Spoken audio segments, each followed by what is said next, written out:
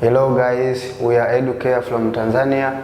We are still proceeding with our topic in economics, which is theory of money, and now we are going to look at our part, which is devaluation of currency.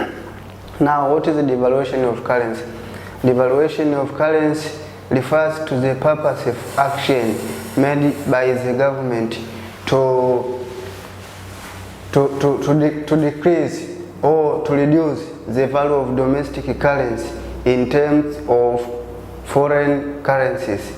This is done in order to aim or to focus for the domestic country to achieve or to get different economic matters from the broad exchange and within the internal of the country.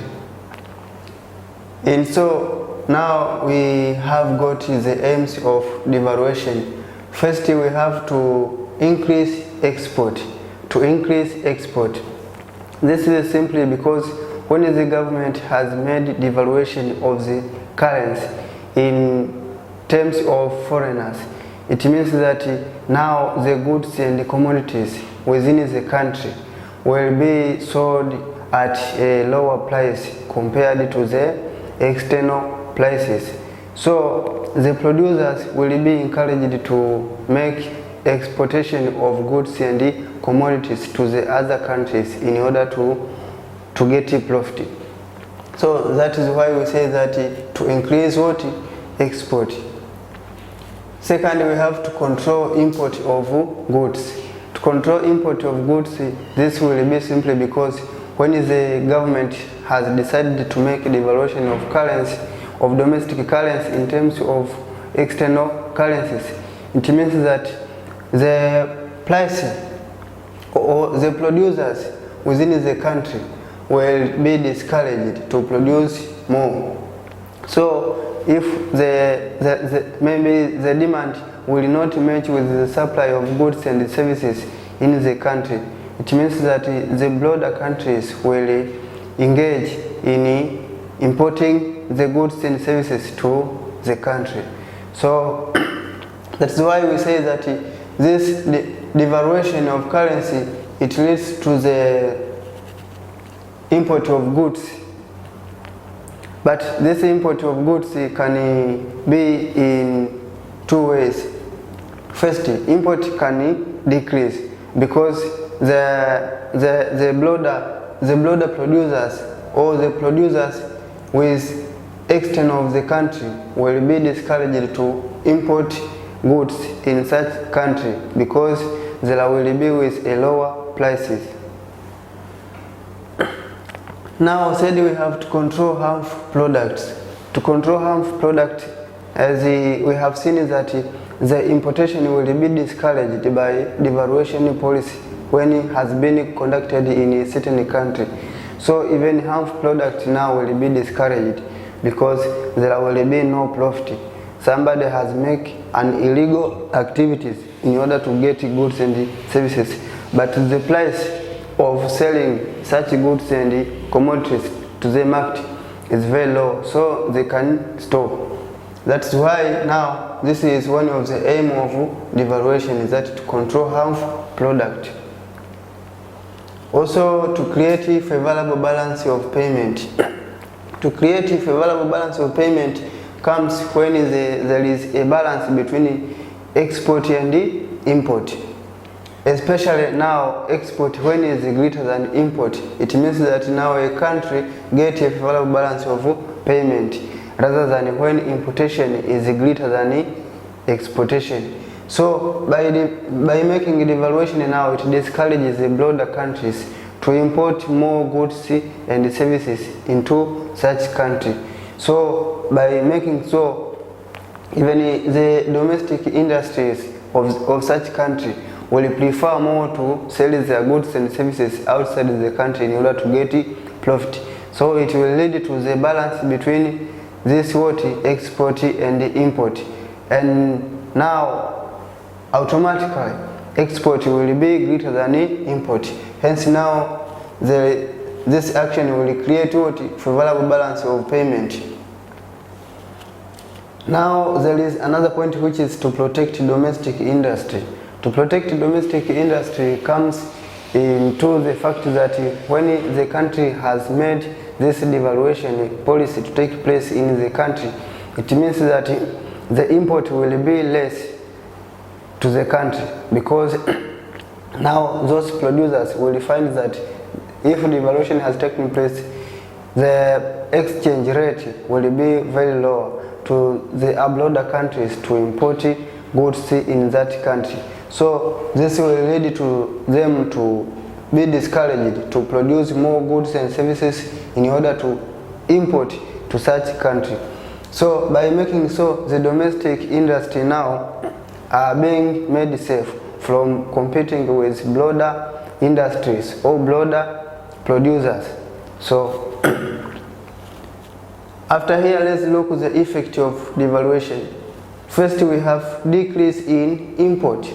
Yes, as you have seen that when devaluation has been made by the government, it means that the value of domestic currency will be lower than the value of broader currencies in exchange. So by making this action, the broader producers will be discouraged to import more goods and services in the country.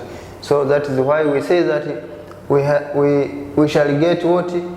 Decrease in import. Also we have increase in export. When the country has made devaluation, it means that the domestic industries will survive, because this domestic industry will get market to sell their goods, so they can get a profit, which will lead to the expansion of their firms.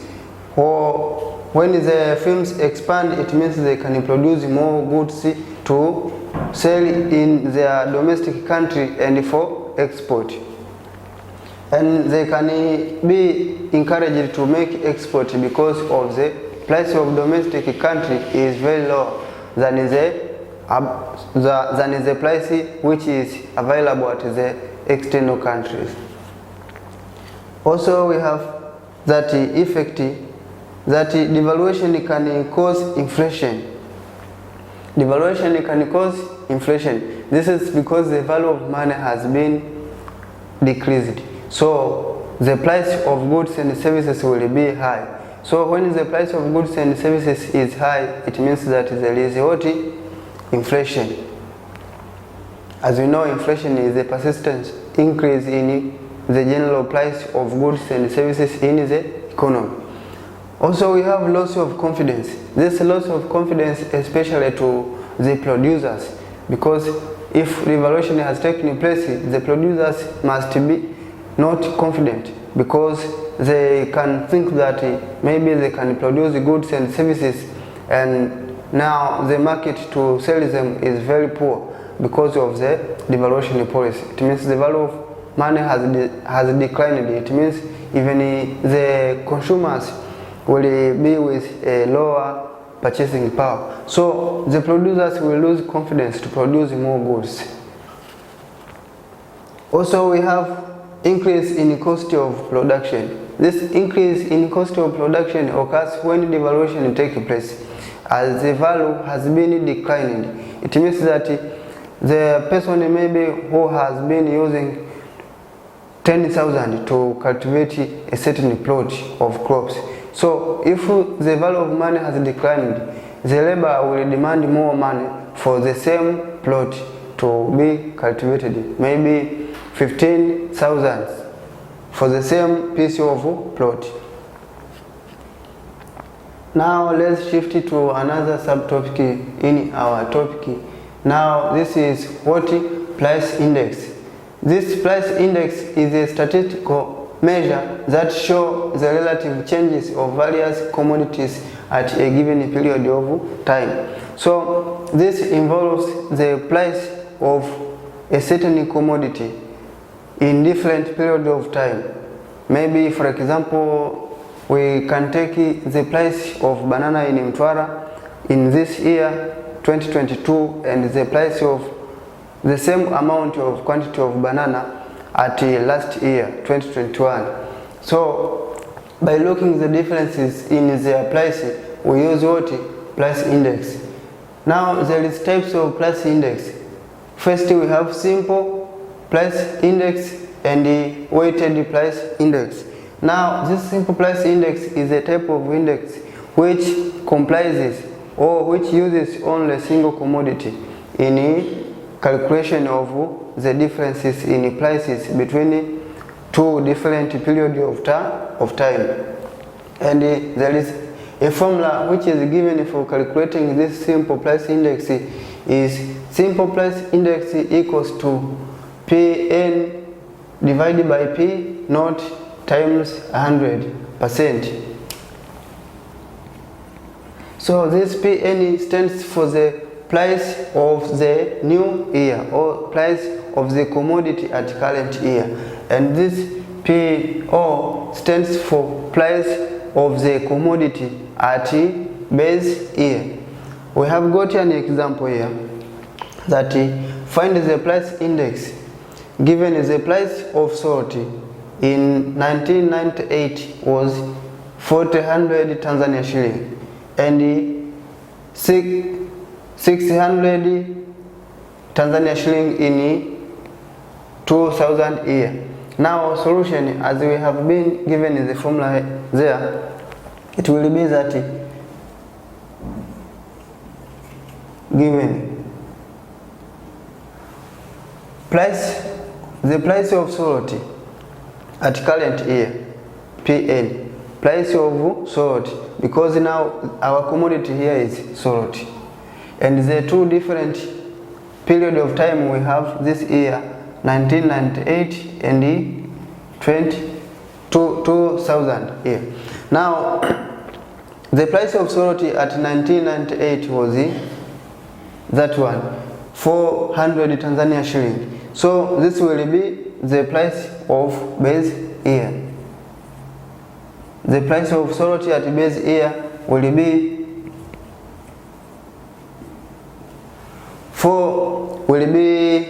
400 Tanzania shilling, and the price of salt in 2000 year is 600 Tanzania shilling. Now to get the simple price index, we shall take the ratio of these two prices.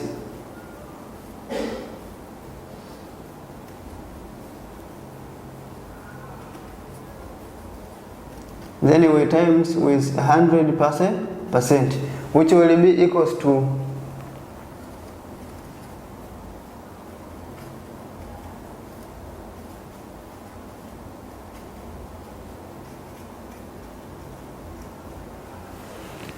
600 Tanzania shilling divided by 400 Tanzania shilling, we times with 100%. Then this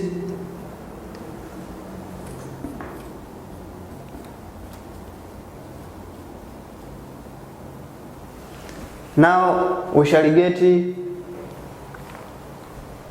150%. So because when we are looking anything in percentage, it must not exceed 100. So we shall take this 150, we raise with 100.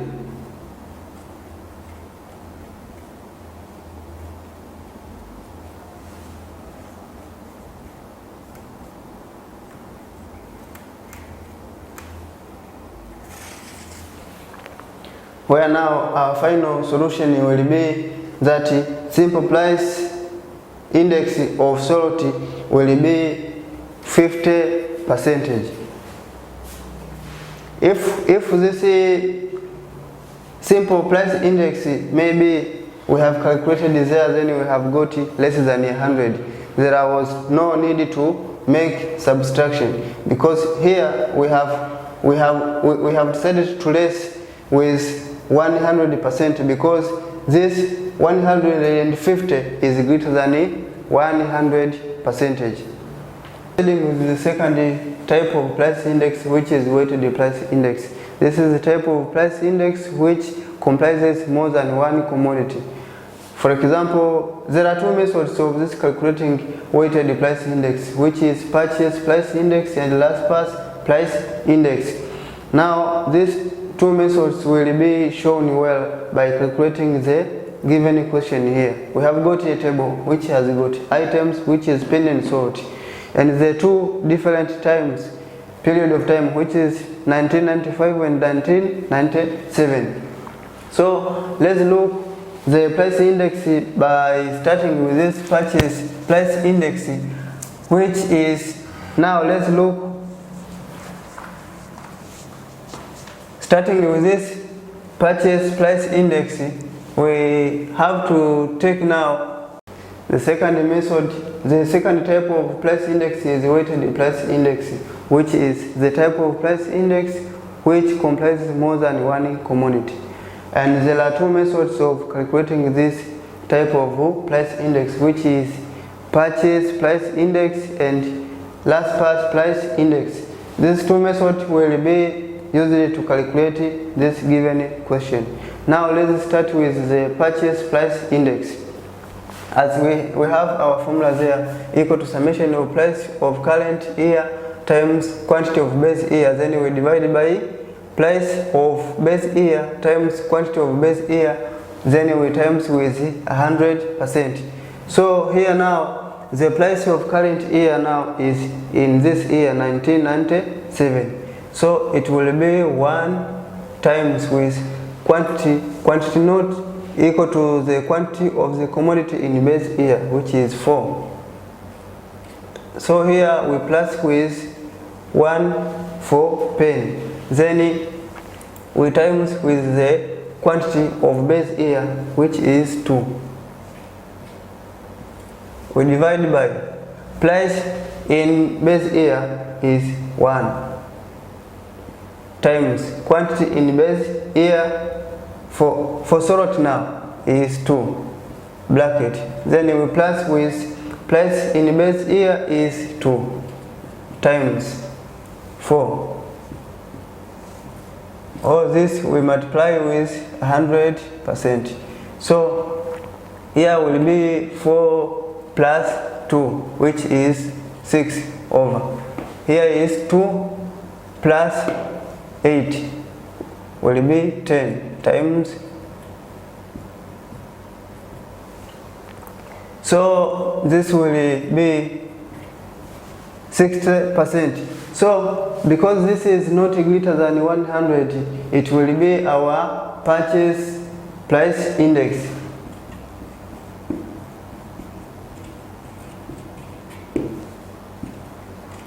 By looking the second method, which is last price index, which is last price index, which is equal to summation of price in current year, we times with quantity in base year, then we divide by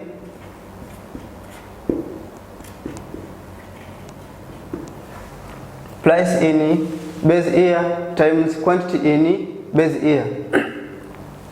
Now here we shall take equals to summation. It means that we multiply price in current year equal to 1 times quantity in base year equal to 4 plus. Now again, here price is 1 times quantity is 2. We divide by price in base year, which is 2 times quantity in base year is 4. We plus. Then price is 1 times 2. So here will be 4 plus 2, 60 over 80 plus 2, 10 times this one. We shall get